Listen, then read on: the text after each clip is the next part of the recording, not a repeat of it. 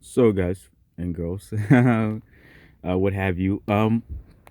We have the actual playoff seedings here as of what is it? I want to say today, March 29th, Tuesday. So, uh, as you can see, there's definitely a lot of changes that could be made, especially with the Lakers. They have a tough schedule going forward, but not just the Lakers. Like, really, if you're looking closely, the Cavaliers. They won the game, but also the Nets are going through a time where they want to be a higher seed. It's want. So the Raptors again, they switched. They're like I said, with the Cavaliers they're in the playing tournament, and then the Toronto Raptors are the sixth seed. But the Nets could just, you know, wipe them all out. They could advance to be a sixth seed, which would be a crazy matchup. Look at it. I'm just gonna go to those brackets there on the 1-8, the 4-5, the 3-6, and the 2-7. Sorry, 2-7. Um, as you can see, if the Nets are advancing through the 7-8, they're gonna be the seventh seed. But if they are the sixth seed, they'll be matched up against the Bucks. Now, again, these top four seeds can change at any moment. They're fluctuating, and I don't believe the Heat will be the number one seed. I mean, not just because they keep losing, but also because let me just refresh it, make sure it's accurate. Uh, with the Heat, I feel like they're more of a 4 or 5. If they end up getting, a big losing streak or, something happens with chemistry because of the fights and all that stuff, I feel like they're more of a 4 or 5. So we might end up seeing them in a 4 or 5 matchup with either the Bulls or the Celtics. And I feel like for the Bulls, they're a team that could probably be a sixth seed on maybe they're more of a downturn team, but also the fact that if they're able to captivate what the things that they had from December to what from February, December to February, those times were their best. I think their best basketball. So not including the 4 or 5, I'm saying the 3-6 are probably the hardest competitive matchup in any conference. As you can see, I'm mainly talking about the East right now, but in about a couple of minutes, I'm going to talk about the West. So that 3-6, if you have Bucks Raptors, that's an amazing series. If you have Bucks Nets, and this is only if the Bucks are staying as a third seed, because they could move up to the number one. Any top four seed could move up to the number one, whether it's the Heat, the Celtics, the 76ers, or the Bucks. But I think either the 76ers are the number one or the Celtics are number one, because the Celtics, I mean, it's very rare that they're losing games. So, yeah, these are all the play-in tournament teams. I mean, basically they're saying, the Wizards season is over, the Knicks season is over. The Hawks just have to keep winning games. Still easy to do. And over in the other conference, I mean, the 6, 7, 8 are already set in stone. I mean, sure, could the Timberwolves move up to the sixth seed? Of course. And that's really the only reason why some of them haven't officially called it clinched. But the 6, 7, 8, like we know the Clippers made it, the Timberwolves made it, and the Nuggets made it. So for everybody else, it's honestly a toss-up. I feel like the New Orleans Pelicans, the Lakers, and the Spurs are really in competition. Portland's sort of out of it, which is unfortunate. I think they played some good games this season, even without Damian, and no CJ either. But Alfrenia, Simmons, whatever, could call himself Penny at this point. Penny Simmons. I mean, he's the point guard of the future. Their point guard, from what I've seen. Against the Hawks, he had a great game. Again, I'm a Hawks fan, so I'm gonna say if they played well against the Hawks, I gotta say they're a great team. So the Spurs might as well overtake the Lakers. I mean, what we've seen from the Lakers blowing 18-point leads against the Pelicans in that game. That was a crucial game.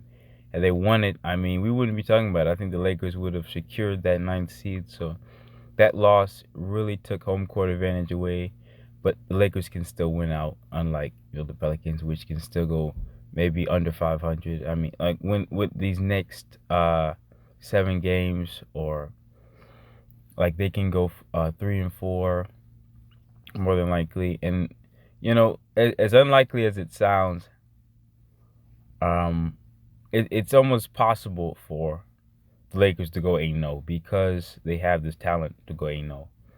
I think it's more LeBron trusting his teammates, because not saying LeBron has been selfish at all. His stats have been amazing.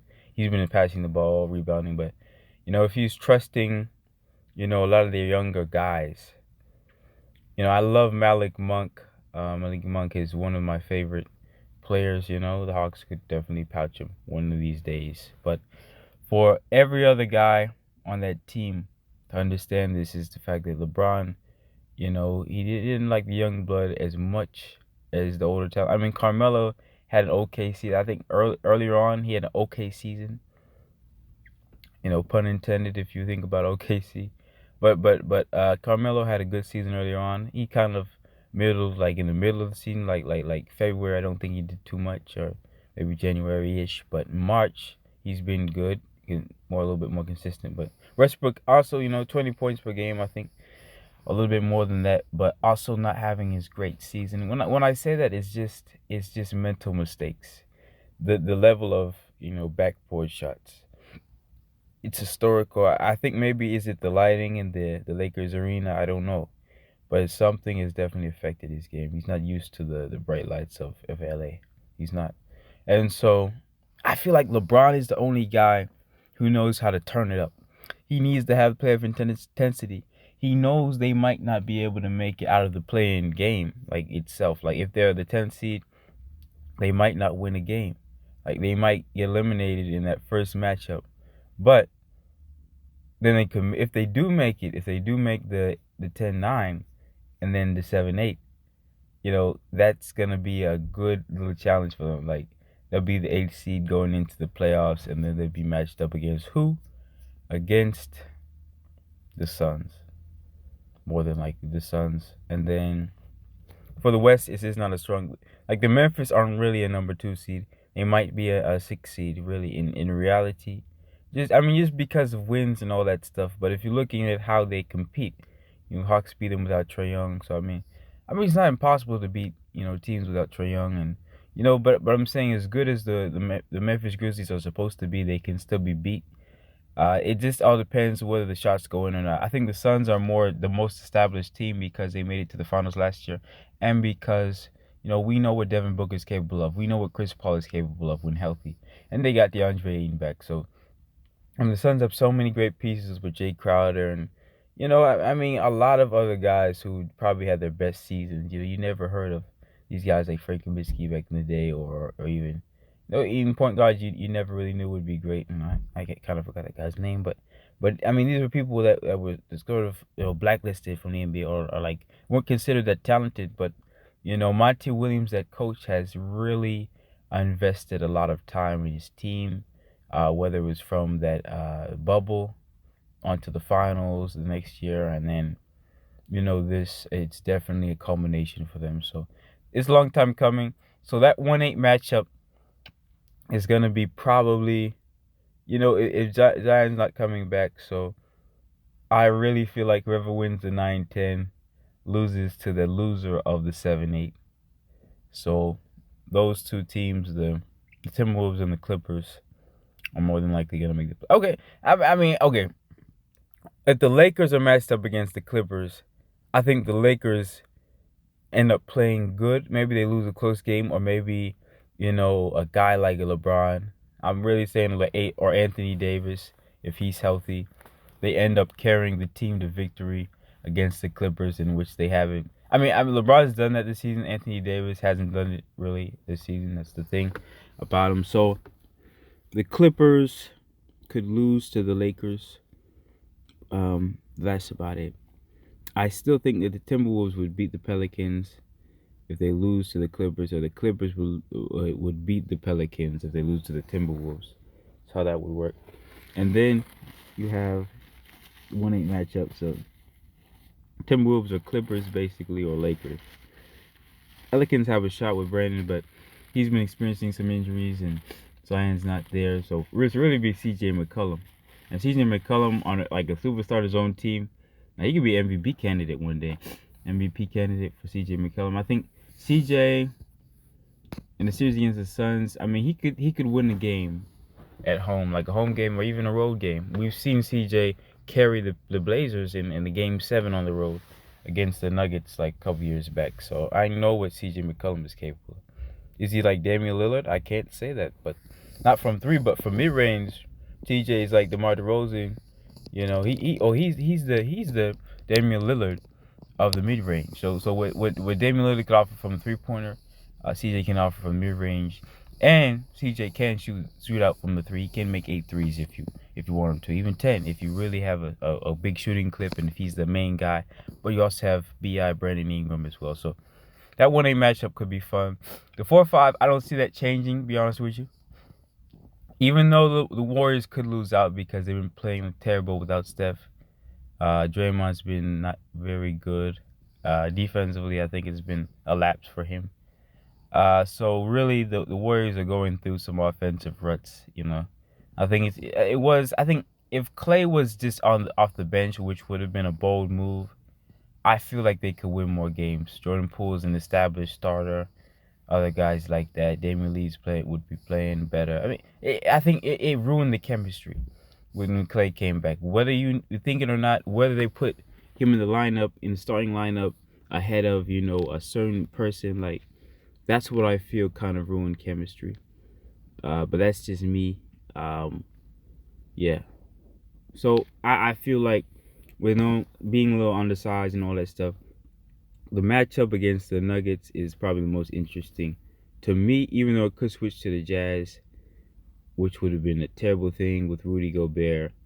So there's a chance that the Warriors don't make it out of the first round. So a lot of these seedings, but any team besides the Suns, unless they matched up against the Lakers again, because I know that LeBron will probably take it more seriously.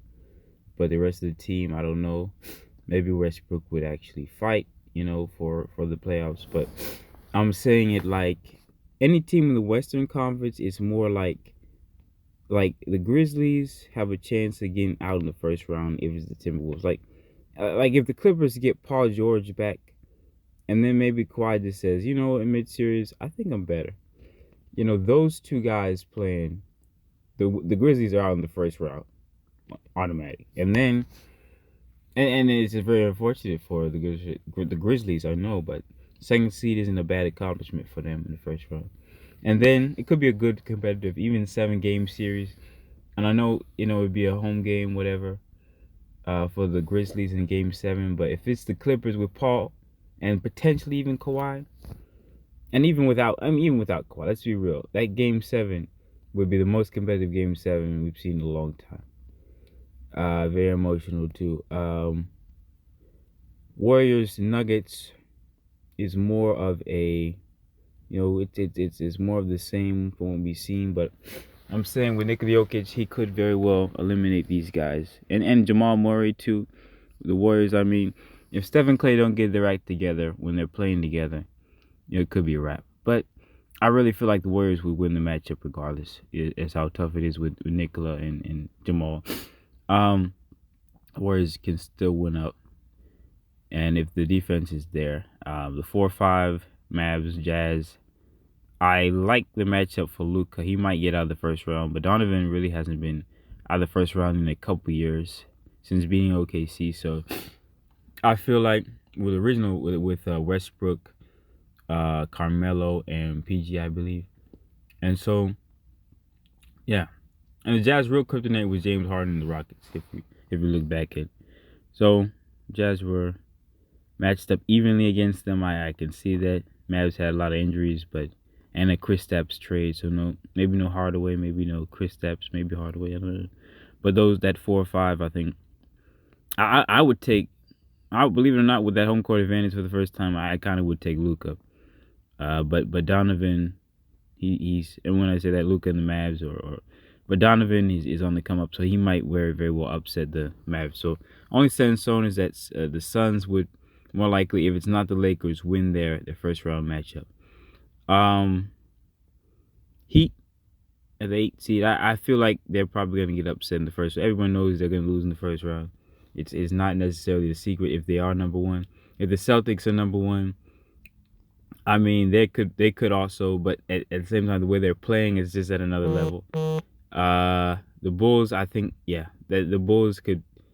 They don't have a chance being a number one seed. Was what I heard, but also the fact that that at that 4-5, I don't think they might be able to escape that 4-5, and they might get out in the first round. The Bucks, I mean, they're gonna make it to the second round, and they're the one team the Hawks wouldn't want to face in the first round. But if the Hawks are facing them in the second round, they have a chance. The Hawks have a chance of beating them in the second round as opposed to the first, because I mean, a lot of things could happen to the Bucks in between, health wise or whatever. Raptors, honestly, they wouldn't be the first seed, but in the first round, if they're matched up against the Bucks, they're gonna give the Bucks a run for their money. They're not gonna beat the Bucks, but it's gonna be a great first round matchup. And then the 76ers, they're definitely going to either be the first or the second. It probably not less than the third. Like they're gonna be in a great matchup, regardless in that first round spot, unless it's the Hawks, or sorry, unless it's the Nets or the Hawks. So if they see the Nets in the first round, they'll probably lose. If they see with Kevin Durant, Kyrie, they wouldn't have Ben. So just saying, Ben won't be playing in the playoffs, so it's more accurate. He might play a game, but he won't be effective at all. Or the Hawks. The Hawks also like to spoil the 76ers. All right, everybody. Peace.